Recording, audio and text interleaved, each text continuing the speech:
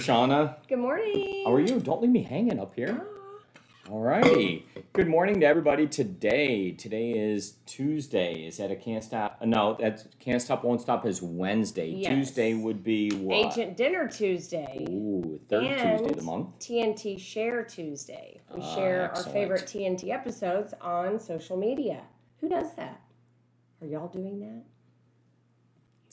It's an important item. This is episode 621. We promise it'll be a pretty decent one, just like slightly above average. Not amazing, but not horrible, just slightly above average. Is it subjective? Yeah, I mean, like, I'm just telling them in advance. It's going to be above average, just like by a little bit. It's not the best one ever. Okay. I mean, you got to set the bar somewhere, right? Yes, we do. So we'll be live on YouTube, Twitch, and Twitter. Very good. Go ahead with roll call, please. Roll call. Who's here? Chat your name in. Let us know you're here. If you're new, welcome. Thank you for joining us. And we want you to chat your name in too. Or it doesn't count. Awesome. So we have 3 topics for us today. Okay. Topic number 1 is a national real estate license in the works? Oh. Going to have a discussion about that. Synthetic grass for your lawn. Yes. Love it or hate it. We're going to discuss that. Then we have Frisco 3D listings. Delivering your signs as a courtesy. And we'll discuss that topic as well.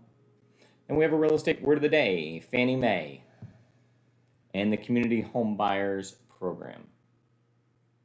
Shana will read that. Yes. We'll discuss it super quick. Yep. And then we'll move on. Okay.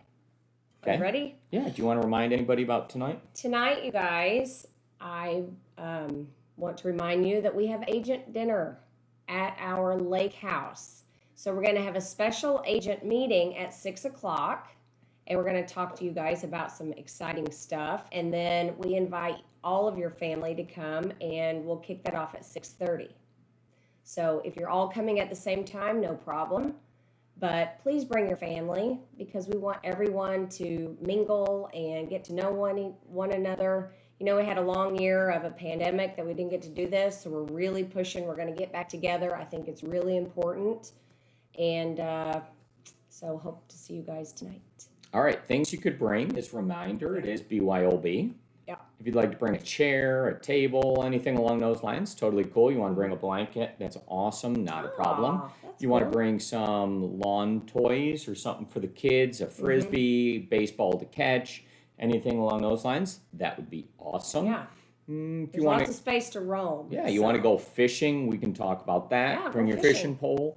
I don't know, if you need to do archery, then I suppose we have the space, but like that's a super weird request, and I don't know why you're asking that this early in the morning, but we could probably get that accomplished as well. Sure. Whatever it is, bring it. Very good. Gonna be fun. See y'all tonight.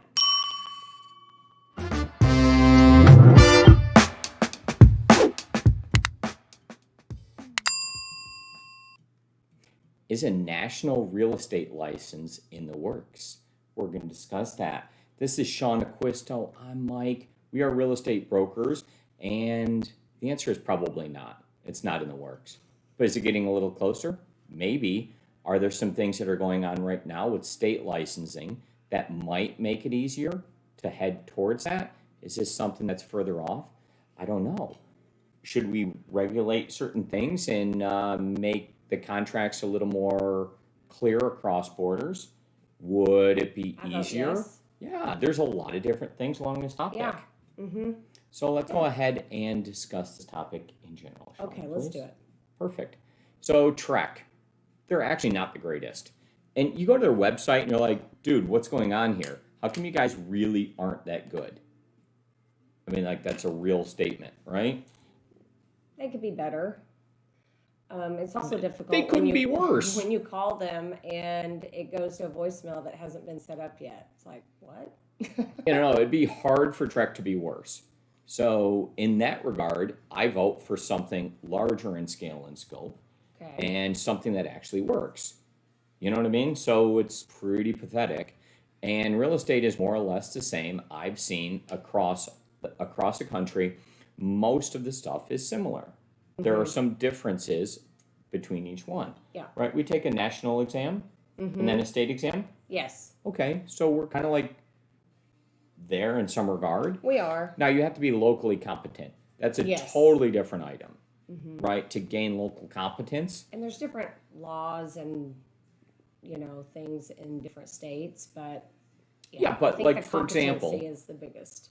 but to ask a question, how would I be more competent or able to practice real estate being from Dallas in Austin versus Oklahoma City? True. Is there really anything that would make me more qualified to be in Austin versus that? Yeah. Right? If they're equal distance away, and one might have Texas law, and I might be more familiar with filling out the contract, but like why? So maybe it would, on the flip side, you should only be licensed in the state that you have residence.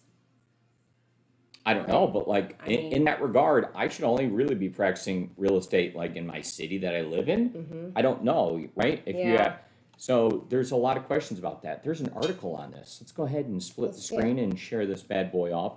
We're gonna chat the link in for you so you guys can see that as well. I do agree that there needs to be some changes in our industry. No, there totally doubt. does.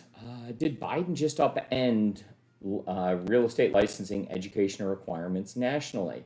So he signed some executive order. I stopped watching the news, so I don't see a lot of this stuff. And we Scroll on in scroll down, and we're going to see some different things that had kind of happened here. So there were 72 initiatives apparently signed by our president, and one of them has to do with kind of some real estate rules. So if we take a look here, there could be potentially the precursors put in place for moving towards some type of national license with a state component that is separate but maybe easier to do. A state that has something like this is Florida. Yeah. So let's scroll down, and there's different Probably states where we have contracts, right, would be reciprocity. Yeah, I mean there's some minor Should be differences. the laws. Believe me, right? But is it a good idea? I don't know. I think it's not a bad idea. We live in a totally different era than we used to. It's easier to get around. The internet's a real thing. There's a bunch of reasons why you should be able Yeah. to do it. Yeah, I get it. And knowing that we are now licensed in multiple states, I do see the need for education. So if you're going to do that and have one license before you can actually, I don't know, I see that you need the competency and just, understanding the contracts. I don't know, Mike. Chat in now how you feel about this. What if you live right on the border between a couple of different states? There's some people that might live super close to 2 or 3 states. Yeah. Right on the border. And But what there would it should make be a some difference? requirement. I don't know. Well, You let's need to know what's going on, and maybe if you do that, then you're required in that state before you can actually practice. You have your license that you have to be under someone for a period of time or some mentor program. Well, I mean- imagine if we lived, so right where we live at a 4 corners intersection. There's 4 cities right at our intersection. Right. Plano, Frisco, McKinney, and Allen. And we happen to reside in Frisco. What if we lived in that same exact area and there happen to be 4 states and 4 different licenses there?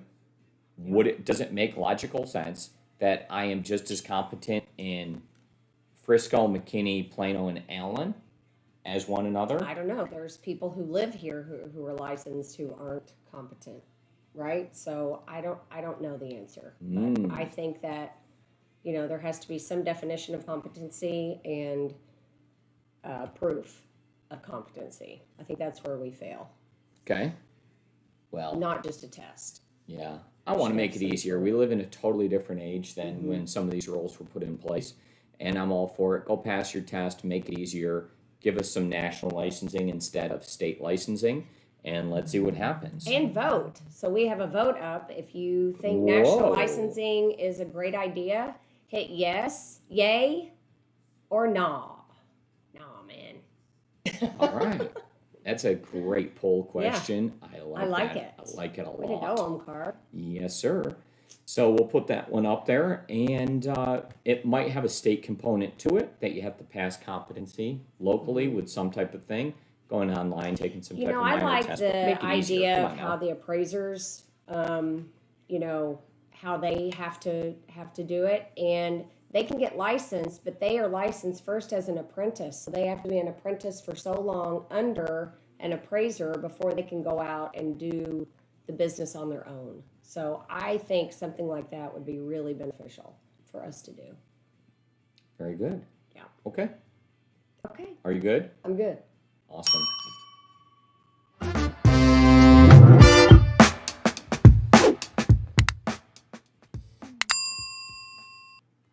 Synthetic lawn turf. Do you love it or hate it? I don't know, but Does I wish it have I its did. place? We're going to talk about some of these things here. Do you have some hard to grow areas at your lawn? Yes. Right between your home that maybe you're like, this is kind of becoming pretty muddy. Is it pet friendly? We can discuss that. What about drainage? Does it help your foundation? Does it help with insects? Oh, Ooh, bet it that's an definitely helps with interesting bugs. question, right? Yeah. And sample photos. We're going to look at some and Let's discuss look at some. them. So let's go ahead and Think we split the could turf our screen. whole lawn at the lake? You could. You could. Would it be practical or cost effective? I'm not quite sure. Not quite sure about that. So let's It see would what we look have beautiful here. though. All right. So let's first discuss it as we have some of these pictures up. We'll let Omkar open up some of these pictures. We'll kind of scroll through them and discuss. So Shauna, what do you think first? Let's start with hard to grow areas between your Okay. homes. Okay. Okay? Yep. Where you often have kind of like this muddy mess and you're not sure what to do because you don't get enough sun on your lawn between there, and there's only a little bit of space, and there's a fence and a house and the sun and however that all works, and like you don't get enough. So then all of a sudden you're like, I kind of have a mud pit, and that becomes a foundation issue later on. Correct. So in that area in particular, are you in favor of like the rock garden, or I'm not in favor of the rock do you like gardens. this? Yes. I vote for synthetic grass or turf. You know, I wasn't a fan of it a few years ago because I have this vision of it being like indoor outdoor carpet and that plastic, you know, not really So I appealing. should say professionally installed. So we actually had someone come out and quote us because we have the same issues on the side of our homes, and they came out and quoted us, and it is pretty expensive, but if you think about how long you're going to be in the home and what you spend on lawn care, or if you do it yourself, what's your time worth? I don't know. I think it's a great idea. I actually like it. We live in an area that we typically have drought conditions and watering restrictions, so I think that could... And foundation related Yeah. issues. I think it's great. I'm all for it. Okay. So they come in and they put in a proper base. They put in proper drainage as well. As long as you have gutters, you should be good with avoiding a foundation related issue. You still would probably want to have a drip line around your home to water to keep your foundation intact, but it should eliminate quite a few issues with erosion. So you should be for sure. a little bit better off there. I would probably get a pet friendly one. You can do it on the side of your home with no problem. You can do it in the backyard of your home with no problem. Check local ordinances for if you could do it in your front yard. It's probably a no, but you can get the drains that go into the ground that we've seen people do, and you just wash off the grass, and, you know, they are pet friendly. They do have pet friendly types. Yeah. So I actually am a huge fan. I love it. Chat in now if you are pro and you're in favor of this, or you're against it. Shauna, what do you I'm say? pro. You're for it? Yeah. Okay. Very good. I think it looks much better than a rock garden. There's a happy with home that? that we used to drive by in Plano all the time, and it was like all native grass and rocks, and it just, Nice. I don't know. They do that in Arizona, I know, for obvious reasons, but I like the green and, you know. And this is natural supposed to look. help out with insects as well. So that's good. Sign me up. Yeah, we had a big insect problem this year because it was super wet. So it seems like we have a lot of insects outside. They last a long time. The cost is somewhat reasonable, between $8 to $12 per square foot installed for professionally installed ones. And you have choices of colors, thickness, depth, Oh my gosh, fills, there's so many choices. pet friendly. all types of things. Just You like could there's put a lot of choices for grass. yeah, you could put a So, putting green on the side. You can do all types of different items. But look forward to spending some decent money on it. Yeah. It's probably not financially going to be worth it, but visually, probably yes. So does the next buyer value something like that? Right? I don't know.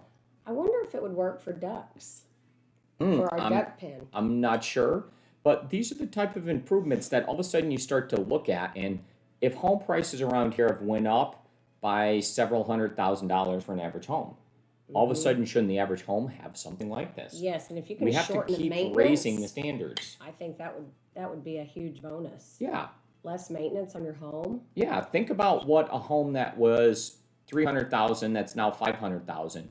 That's materially not much different than it was a while ago. Shouldn't those homes start to have some more features and functions? Yeah. Is this one that should kind of be included? Are there builders out there doing this now? I haven't heard of any. I don't know. Maybe you guys have. If you as an I would agent love have to hear if heard you or have have. any experiences with it, chat in. We'd like to hear these rules. I Stacy think is grass letting us actually know. an upgrade now. Yeah. Stacy's letting us know that you have to check your HOA rules before you start doing something like this. I would totally agree. For sure. So thank you for putting that in there. Yeah. Just let us know how you guys feel. Yeah. All right.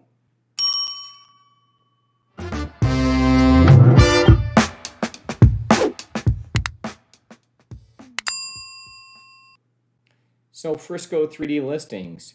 Very cool of you guys to go ahead and deliver signs as a courtesy. Hey, thanks. Yeah, no problem. They pick them up too? Well, they bring the sign out for you the first time. It's the agent's job to pick it up when we're all done. But we bring out a clean sign and install it for you and put some riders out. So Logan will go ahead and do that for you. You just have to let him know in advance for media day and tell him exactly what you want. Maybe give him a couple of options for the sign rider so you have that. We have to make sure we get all those sign riders back at the end. Lock boxes and combo boxes. Make sure that you also tell Logan if you need them, and he'll get those all coordinated for you. Okay? So this is done as a courtesy, not as a for-profit item. So here's the rub on this one.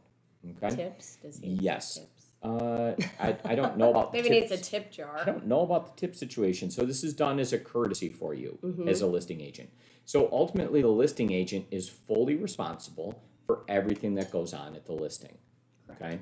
So what that means is the listing agent is responsible for fully identifying exactly where the sign would go. Yes. So if there is any issues at all, you're going to be digging, you're puncturing the ground, you're putting a sign in, you could potentially damage something under there, whether it's a sprinkler, a water line, a sewer line, like who knows what you could potentially damage. Okay? Yeah. The listing agent is the person that says where that goes. So you would want to mark that for Logan. If you as a listing agent do not mark that, right, then Logan is going to find the best place that he feels it should be. Logan is not accepting responsibility, or anyone that puts a sign in for Frisco 3D listings is not accepting responsibility for knowing everything that's underground. That is the homeowner's responsibility to go ahead and notify you as an agent what's going on under the ground before we put something in the ground. Okay. So this is normally not an issue, but it could potentially be one. And the listing agent is the person who is responsible for that.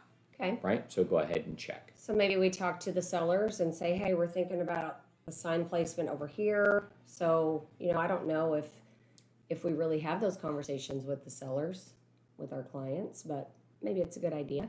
Yeah, so we've put thousands of signs in the yards Yeah. over the years, and we now have had one issue. So it's not really a Doesn't huge happen, deal, but and we're just kind of putting it in. Now, if you're going to be digging and doing something a little bit different, then maybe we check that out. We do have a luxury sign that goes in a little bit different. So if we're putting that one in, maybe we should definitively check there as a listing agent and find out. So the listing agent's fully responsible. If we happen to hit something, there is a policy on that now. So we have to kind of come up with that. Yep. Okay? So this is being done as a courtesy, not for profit. So because it is a courtesy and there's no profit whatsoever, and also no money being put aside for liability or any of those things, it does fall squarely on the shoulders of the listing agent for any issue that comes up as it's related to this. if there happens to be something that does take place. Maybe a sprinkler line or something along those lines is hit. Maybe there's a control valve or something kind of minor. You're not going to like injure a sewer line by putting that in there, right? Where I think it goes that deep. you know, it's not going to be that type of case. But if something is damaged underground, then it is a reimbursable expense to the file, similar to maybe showing time or any one of those items. Keys. Keys. The agent would be responsible for arranging for any repairs or necessary items, and they can submit those receipts for reimbursement. Okay. The limit of the allowable amount of that is $250. So if it happens to go above that, then the agent is responsible for the rest of it. Okay. So there should be no sprinkler repairs that are over that amount, right? Yep. And it is the agent's job to actually get that one repaired on their own, pay for it, submit it as a expense to the file. They will be reimbursed for it, and it'll be handled as the same way as any other expense on the file, like we just talked about. Okay. Is that reasonable? Yep. Okay. Any questions about that, please direct them directly to me. And thank you very much to Logan for doing that for us. You know, rain or shine, he's out there doing that. So, Yep. thank you, Logan. And if you do want to I limit your appreciate responsibilities as an agent, then make sure you know where it is. I mean, you can, if you want, you can call like there's a 411 number before you dig. You can get everything marked if it's important. There's a lot of things you could do. So We're not really digging anymore. It should go in the ground, but the big one is the sprinklers.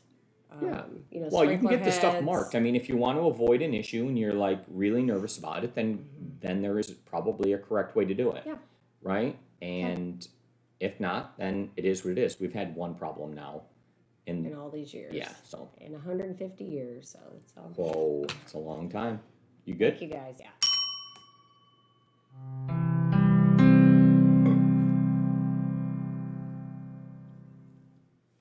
Today's real estate word of the day is Fannie Mae in their Community Home Buyers Program. Wow. Shauna, It's a what we're going to mouthful. do is go ahead and read the definition, use it in a sentence, and quickly discuss it. Okay.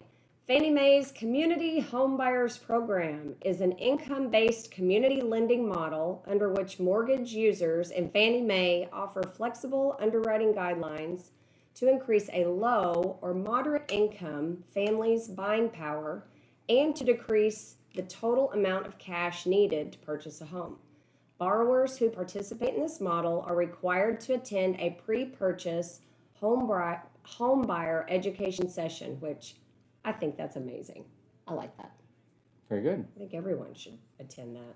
Home buyer program. Yeah. Yeah, you should be trained a little bit as a first-time home buyer or just a home buyer in general, right? You just need some education to know what's going on. Some of the questions we get were like, what?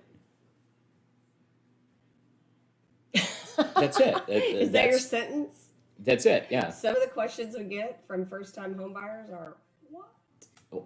Or second or third-time home buyers, all of them. Same Actually, response. I like the home buyer program. You do? Yes. Good. I think Shauna's in favor. It prepares them for, you know, a little bit of home ownership. Cool. So.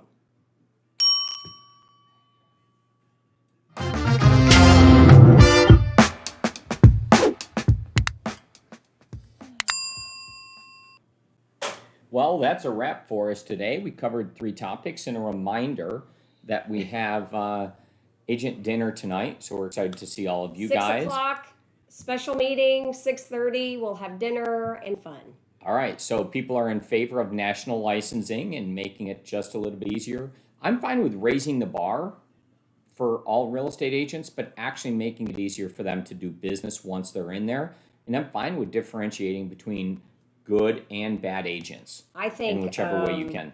It's not a popular, you know, topic, but I personally think that we should increase dues. And I think if it was a little more painful, then, you know, people would be a little more serious about it. And I think we would get rid of a lot of the part-timers. You know, we know that this is very important that you're full-time in real estate. So, I don't know, increasing dues I'm for. Okay. And synthetic lawn turf?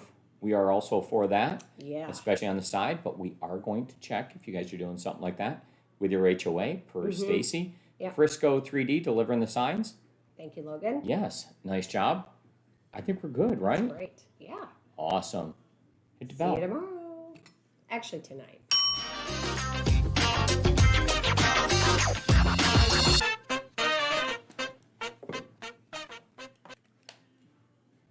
See, I think that was just what we discussed, like slightly above average. What's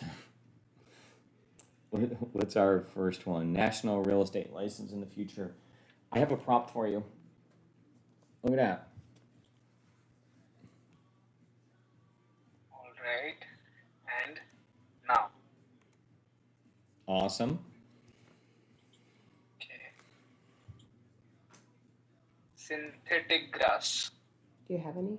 We had some turf before. I don't have synthetic grass. I have some rocks. I mean, like, All right. Just hold them a bit higher. Yeah. Now. They are out of frame.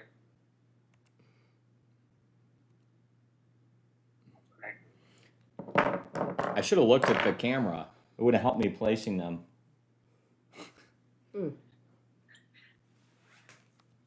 And Frisco 3D. Okay, Sign. look, it's another sign. Shana, if you could hold it, the lower third would be on that. Yeah. Yeah. All right. Okay. And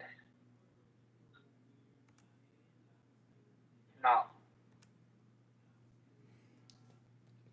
Look, I had props ready. I know. I was like, what's going on over there? Mm-hmm. Word of day, Fannie Mae. Fannie Mae. I got none for that. Yeah. First time homebuyers. We're educating. And now.